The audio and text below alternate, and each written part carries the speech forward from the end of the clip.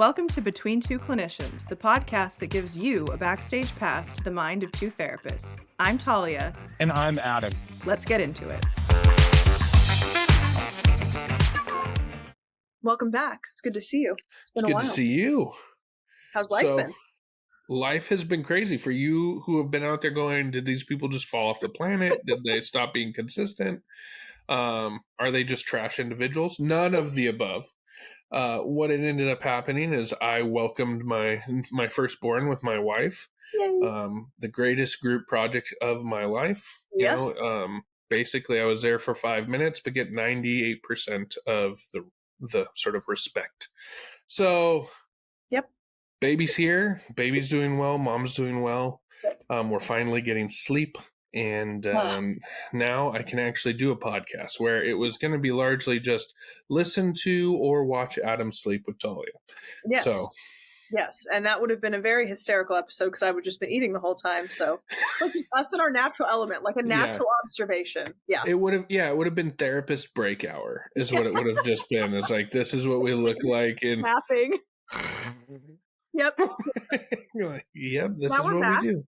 We're back. And we're good. We're more regular. So we're excited because that is a thing of the past. Well, probably not babies, but that's kind of on theme with one of our questions today that we're going to tackle. I think you can maybe explain it better because you kind of have a visual for it with like a movie reference. So I will pass the mic to you and then we will get started. Okay. All right. So we had a question roll in from the gold Instagram. Yes. And the question was, and I'm going to butcher it, but I'm going to put it in my phrasing, but essentially it was,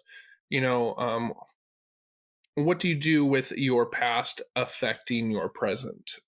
Or relationships that you've had in the past? How do those affect you as you move through life in real term, in time? So this is what I always think of when I'm working with clients.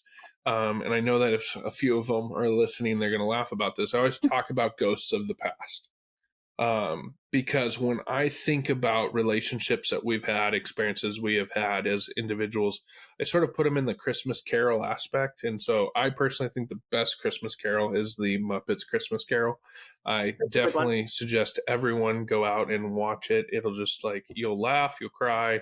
And then I think you also walk away with some pretty good perspective. But we do walk through life with sort of these ghosts of our past around us. And True.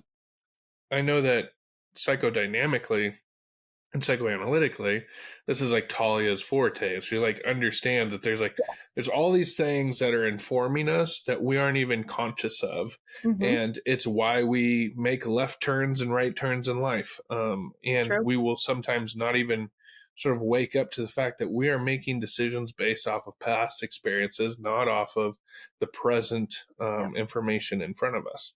Mm-hmm. So it's one of those questions that it can go deep really quickly, and it needs to go deep because we need to really sit back and think about this of man, maybe you're in a really good marriage right now. You're doing great.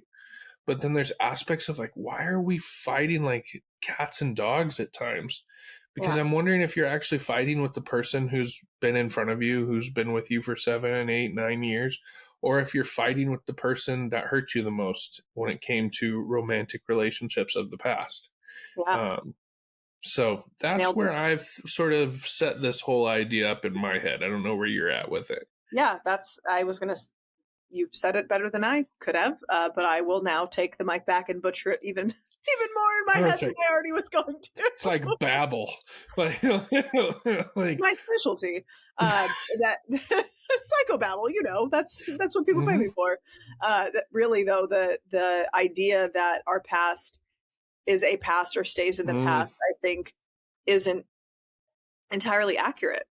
Because it lives inside of us for the rest of our life. It's not something that leaves us.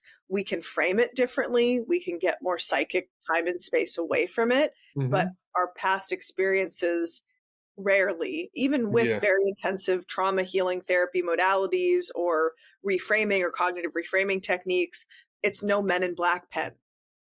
Because even the goal of those therapies, is to go back and help people reframe and renegotiate with their own psyche how much weight or impact negatively those memories of the past have on them. It doesn't get Mhm. rid of the memory or that it happened. It reframes the emotion and the Yep. reaction that you have if it does become present. So when we're Really looking well at put. like this person's question, and the overall question was, how does the how does my past affect my relationships? Mm. That's definitely romantically, but if you think about all the amalgamation of Yeah. whatever experiences you've had in your past, it could be your partner, your romantic partner said something that your 6th grade science teacher said. It doesn't even have to be a past romantic partner that gets triggered and becomes more present. So I kind of, for those of you who are watching, Mm. and if you're not, please go to YouTube and see the visual for it. But there's your partner who's in, so it's like you and your partner. And then there's this weird projective screen that can just like, here's its, I'm going to move my hand and it just bloop, comes right down in front of your partner. You don't see them anymore. And it becomes like my old teacher, my old this, whoever else. And your Oh partner's like, yeah. hey, I love you. Like, where are you? I want to come out. And you're just like, no, I'm just going to react to this. You're not reacting to Yeah. the real person behind it. And projection, and especially when it turns into projective identification or manifests as that, Mm. is really difficult for couples to move past because they want to Absolutely. be in a relationship with the real person in front of them. But for some reason, the past Mm. comes flooding in, fear, a need for safety, an unmet need of another kind comes Yep. in. And we see this partner who we love, ideally, Mhm. as not a version of themselves we like or that we're familiar with. And we have to learn to Mm. catch ourselves. Wait a minute. Is this the only time I have felt this way? Is this the only time I felt this way with this person? Because if it is, it could maybe be just that moment to moment interaction. But if it's not, and you felt that way every time your dad yelled at you as a kid, but here your partner's Yeah. just trying to correct your cooking or something, that's on you. It's your Yeah. partner's, they can help you with it, but that's on you to go to therapy and to understand, where do these projections come from and where does this need for control or safety really manifest from? Yeah, it's almost like the other question there is, when was the first time you felt that way? Yep. Like, And how old do you feel and now how in old? this moment that you're Yes. feeling it? Yes. I love that one. I Yeah. really do, because a lot of times, some you're right. Sometimes when I ask that, like, when was the first time, they're like, I can't really plan. I was like, well, how old do you feel right now? Yep. Do you feel like you're an adult right now? Do you feel like a scared child right now? Do you feel like, Yeah. a budding adult? I mean, like, what are Mhm. you dealing with? Or let's also take in, can I be misattributing the emotions I'm experiencing? Because that's another thing. Like, oh wow, my partner is trying to be so hypercritical with me. Well, what did they actually say? Well, they were saying I can't do anything right, and I was like, well, No, no, no, they that's were they were interpretation. asking, like, Why they did you they parent asked this way? they asked, are you done with the milk? Yeah. Like, or whatever, like, little thing. They asked something, but you internalized it as if it was an attack against you. I coined that term of, like, is it a character assassination? Because Mhm. with that abrupt language, and a lot of people, oh well, no, it's not an assassination of my character. Okay, but you're responding defensively as if you have to protect your Yep. life, like Yep. your existence is at fault here, and Mhm. so what are we going to do?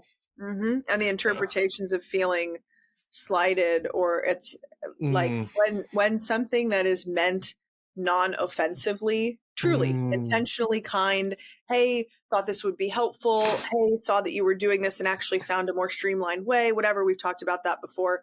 My partner came in and was like, oh, I do the dishwasher this way. And every couple knows the dishwasher is never really about that. But it was a game changer. I'm like, oh, yeah, you stack all the spoons, all the forks, and all the knives, each in their own little thing. And that way, when it's clean, you just grab the stack and put it away. You don't have to. Game yeah, change. And if I were getting defensive or thought that that was an affront or an attack at me not knowing how to do it, would have resisted just on principle, yeah, adopting that.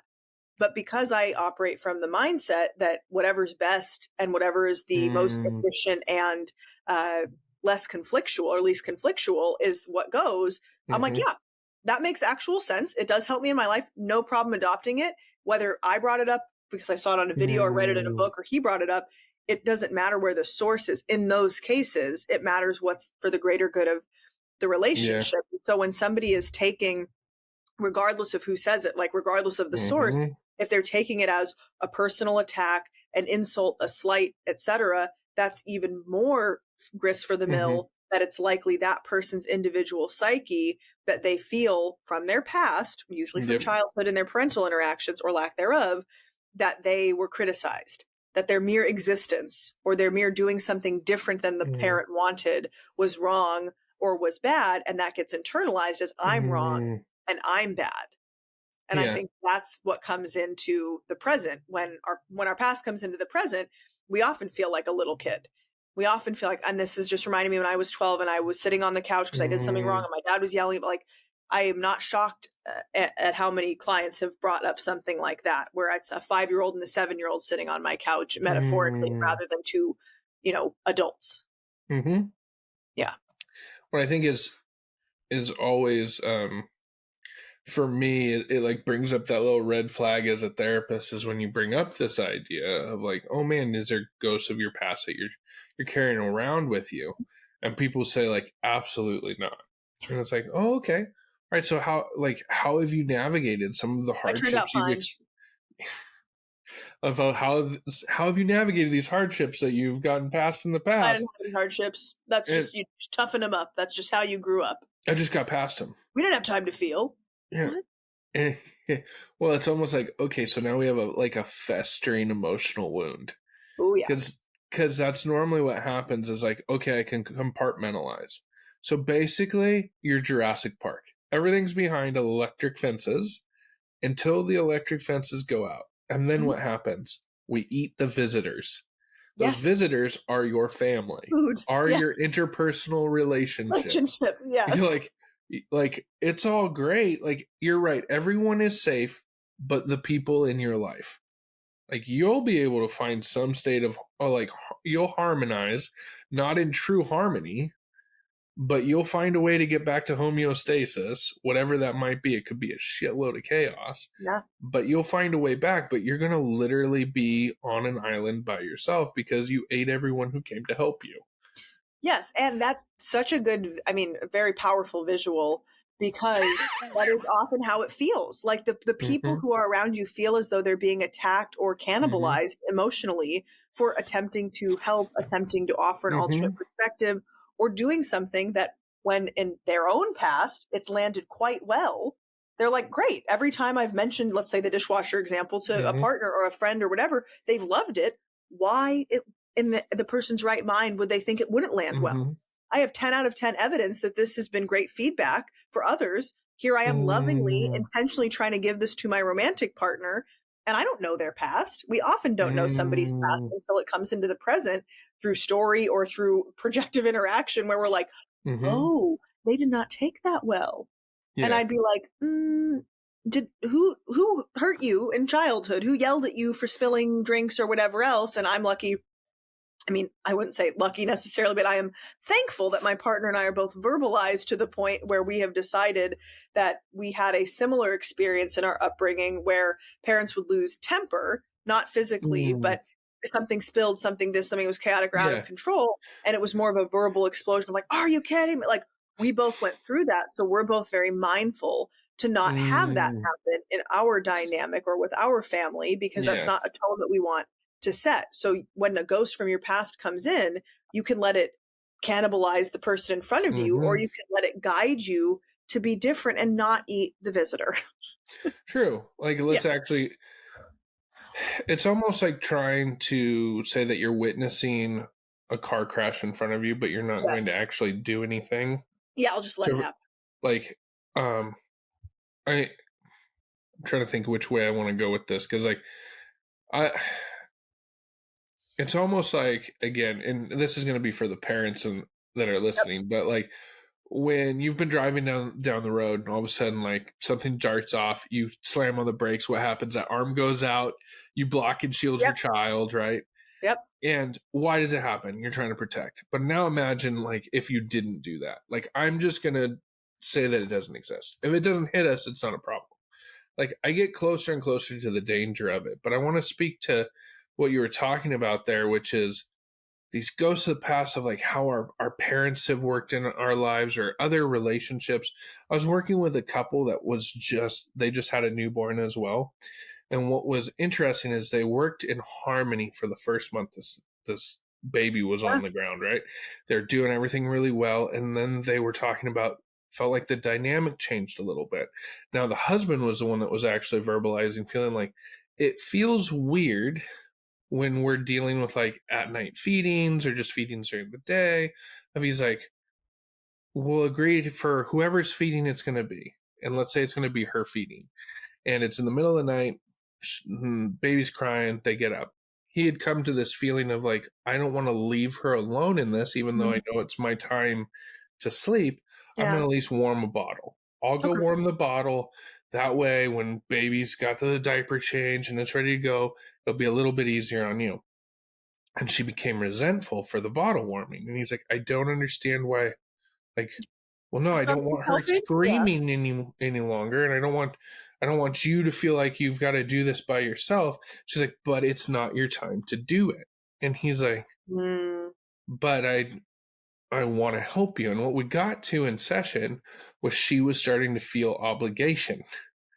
She was Ah, like, I cannot have this obligation over me because there's going to be a time where it's going to be your turn, and we've agreed that it's your turn, and I don't want to get up and change a diaper. And he's like, but that's not what I'm asking you to do. Like, this is what I would like to do to help you. And it really fell back to these interpersonal relationships she had of like feeling like I was always getting behind the eight ball with my family, that like they would do something for me, but then they had something over me. like a And string so, attachment yeah, expectation. exactly. Like, Yeah. oh, okay, yeah, we helped you with that, so you need to help it with Yeah. me. Or like, and it was interesting because then she started to realize, like, wait a second, I've been in this marriage for a freaking decade. Like, why all of a sudden am I attributing it to him? And he's not actually doing those things. He's not telling me to get up and to change her diaper when it's his time. Yeah. But I'm feeling like I owe it. And it's Yep. like, this is also, as these ghosts of our past come in and out of our life, we have to pay attention to, like, how do we internalize grace? Because like if we are stuck on this right and wrong mentality, then there's really no space for us to be helpful. We always have to be navigating punishment and justice.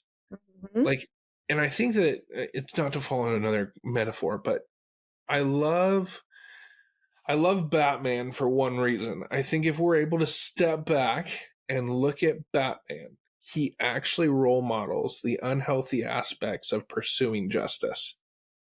He has Yeah. destroyed his life And for in the sake so of, yeah. many different for justice because he's so focused on a trauma of being wronged. He was Yeah. wronged, Yeah. and so the only way he can justify his existence is Seek if he can be retribution. right. Yep. Now we do that same thing in our interpersonal relationships. I can push my wife aside because I want to be right. And you know what? I probably damn well am right. But what is the sacrifice that I have to do? I have to make her into a villain. I have to make her be into the wrong. When maybe it was just a simple suggestion. Maybe it was just a different way of doing things. Yeah. But I don't want to be wrong. And even if it's not that I want to be right, it's more in service of I would like to avoid the feelings that come with feeling like I've done something wrong or I am wrong or bad as a person.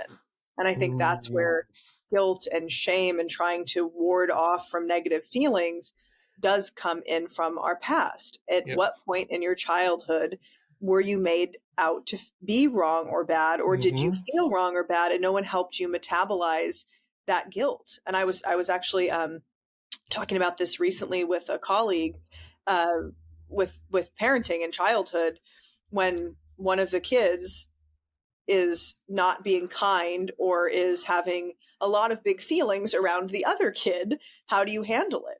How do you handle it when the kid who did the thing that was hurtful is now crying or using crocodile tears to avoid being culpable for what they've done? If they've pushed Mm-hmm. the sibling, shoved the sibling, taken the toy away, what have you, how do you actually help the kiddo go, it's uncomfortable when we've done something that hurts another person, and you can actually make this right.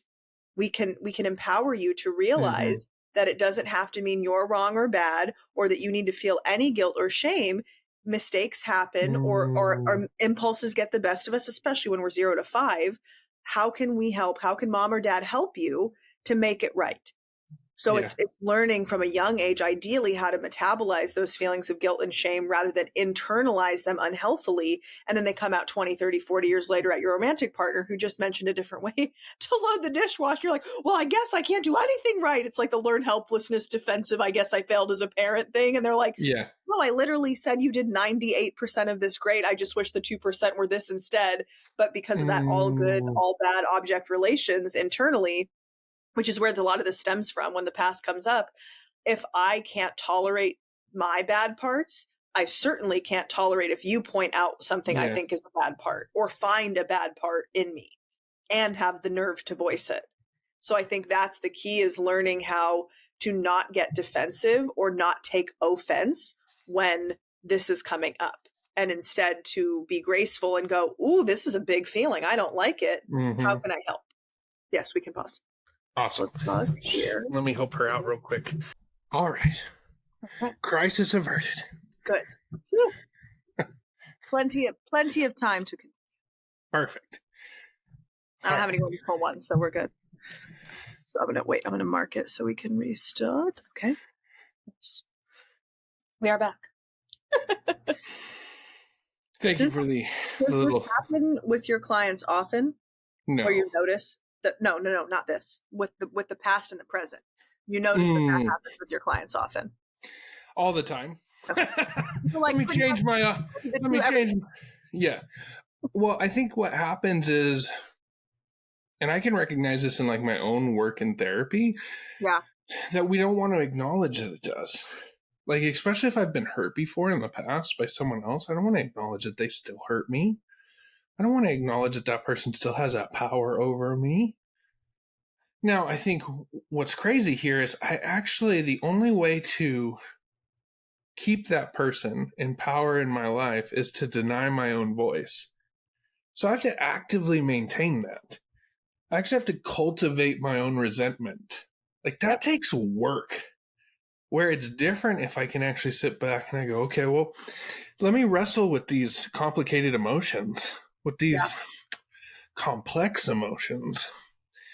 And then I can start going, well, but wait a second, like, I'm not under the same duress. Yep. I'm not under the same stress. I don't have the same systems above me that are sort of directing me to make decisions that are not in my best interest. So why would I make that decision? And I think that's kind of where I get the aha moment from my clients, is when they recognize, like, wait a second, I'm actually making decisions that aren't in my best interest, and they aren't reflective of the life I have now. Like, you did really good with explaining how we project onto people. And that person that's standing in front of me, it's almost like their head moves out, different head comes in, and now I'm yelling and I'm screaming and I'm feeling so betrayed, and I feel like this person's, a complete adversary. They're hostile to me. But it's not the person. It's not that person who's actually sharing space with me. And I think the hardest part for the significant other or the family member is when they're like literally holding on to us and they're like, no, like, I'm here to love you. I'm here to take care of you if you will let me be a safe person here. And I'm talking about genuine safe people, not people that are trying to make themselves saviors. Yes. But you have people that are truly like, no, who are you talking to? Because that's not me. Yeah. I haven't judged you like that. I'm not here to judge you. I want to empathize with you. Yeah. And we're so stuck in sort of that story we've told ourselves. I have to be alone. I can't trust anyone. Like, I had that moment. I'll never forget when I was doing EMDR my first time. I'm trying to find a target. Yeah. And the therapist I was working with could very quickly realize that, like, I was hostile to authority. Like, at some point in time, authority had betrayed me. And so she pushed and she sort of was nudging, and she got to the sort of a phrase I was able to use in negative cognition of like, I can't trust anyone. And she's like, but that's weird. So I'd known this therapist a long time. She'd been a mentor in many different ways. This was during a training, so just to make sure people are like, oh, this sounds like this is dualistic. No, she's a teacher. She was doing everything she needed to do. But she was like, but do you trust me? Like, yeah, of course I trust you. Like, you've been so kind to me, you've helped me, you've grown me. She's like, so your negative cognition doesn't actually exist because you said you couldn't trust anyone. Mm. And I'll never forget like the and there's two things that are going on there. One is there's a part of me that was feeling relief. There's another part of me that was really scared because this thing, this creed, this negative cognition had become my shield. It justified all my actions. It justified me being able to see people as expendable. It allowed me not to have interpersonal relationships. It allowed me to move through life in a transactional nature because that's how I assumed people worked, was they were with you till they didn't need you and then they moved on. Or they were only That's with why, you if they needed something. Yeah. yeah, that's why I couldn't trust them because I didn't know why they wanted to be here. Mm. And what was interesting was in my EMDR work was recognizing how much I was fighting to try to maintain the lie. I didn't want to let it up because there was going to be a greater amount of vulnerability without this shield, no matter how heavy it was to carry. Yeah. And I think the vulnerability is what's terrifying on the other side of it. I've Oh, worked with yeah. clients as well where, whether it's through story or in person, the partnership is in the room and the person can't seem to move past, despite being told the partner's intentions were not to hurt them or shame them or not be on their side. They can't move past it. I don't believe that. I still think that's bullshit, whatever it might be, that there's this defense against actually leaning in to true intimacy. I don't want to realize that. I don't want to actually accept that it wasn't ill-intentioned. It's easier for Yeah. me to just continue to see them as this terrible person, or that is a self-extension of I see myself as a terrible person, so I'm projecting it onto my partner, hoping that they take up the reins and metabolize a little bit of it for me so that I don't have to sit here and be the only bad one. Well, enough about me. Why can't we pointing the finger at their partner? It's the ghost of the past. Who did that to you? Did you try to go to your parents as a sibling and bring up something that was hurtful that a sibling did, and then the sibling pointed the finger at you and the parent took yours? Like, where does this really stem from as a pattern is always my curiosity with clients. And I'm like, okay, and what if they weren't that way? Well, but they are. Okay, but what if they weren't? Like, and why would you be married to somebody or be dating somebody who's this awful piece of shit as you claim? Because something's got to give. I mean, man, you like set it up perfect there though, because a lot of times when we start looking at our interpersonal relationships, just what you said there, we start finding people who are maybe emotionally avoidant because they match our previous offender. Yep. Like, because that's sort of like it's almost like a toxic security blanket. Like, this is going to make me sick, but I recognize this. I understand this, but I know that it's going to make me sick. I know that there's going to be a level of exposure that then that toxicity is going to consume me, but I get it. And I love when I walk through this with some of my individual clients because I can get them like, they are ragey, they are pissed off. Adam, what do you mean? I'm trying to find my emotionally avoidant mother or my emotionally avoidant father or that, just overarching abusive figure in my past. I'm like, but you are. Let's look at the history here. You have the blueprint. Yeah. Outline these relationships you've had. And in every instance, you normally follow what you were trying to do as a child. Maybe you over leveraged yourself emotionally as a child because you're trying to fill the hole in your mom. Like that hole emotionally that existed. She was always, I felt like she was pursuing other men, or she was always like, I couldn't get there. And I know people are going like, wow, this sounds like really Freudian. Like, it is actually, there's an instance of this that we have to be aware of, that yes, we chase after, especially as children. I think it's actually kind of beautiful when you're a child, you're pretty damn narcissistic. You believe the whole world revolves around you. Because a lot of the times it does. From infancy, you can't hold your neck up without your parents. And then that whether or not it's I scream, mitigated. someone comes. Yes. I scream, My someone needs are comes. met if I may. I Yeah. And so there's a lot of things that are communicated in that. Now, the unhealthy side of it is then children, because of this little narcissistic quotient of theirs, Mm-hmm. they then start attributing that everything bad that happens to the people I love is because of me.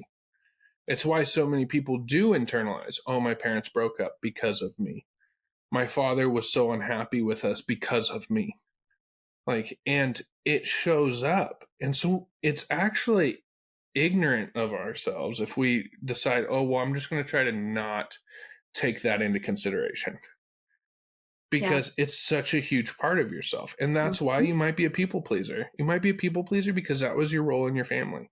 You were a peacemaker. You were trying to make sure mom wasn't packing her bags again and walking out the door.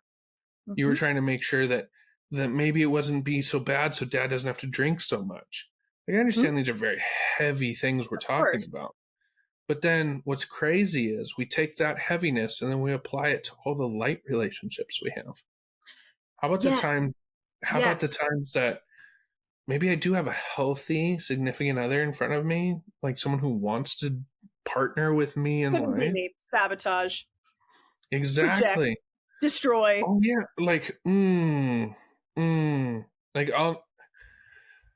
a very dear friend of mine. I'll never forget as we were going through this together. We were going through our MFT program, and there was, it doesn't matter whether you want to or not. It's almost like your MFT programs become therapy in a certain way, shape, or form because there's so much introspection that's being Mm-hmm. done. And this dear friend started sort of speaking out loud again in the EMDR of like, man, I've got this like negative cognition of like, I absolutely hate when people give me compliments. Mm-hmm. I can't stand compliments.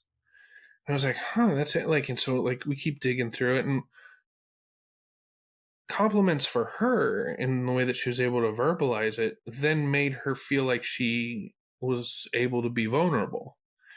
Yep. It made her feel like she could put roots down. It's almost like, oh wow, this is actually fertile soil for a relationship. Right. And that scares me more than me just saying everyone wants me for X, Y, and Z. Like, she was willing to accept being objectified Mm-hmm. over actually being cherished. Mm-hmm. So, like, and truly in this friends group, when you'd be like, oh man, you're like, you killed it. You were so great on that presentation or whatever. Like, you could see her, ooh, I Oh, yeah.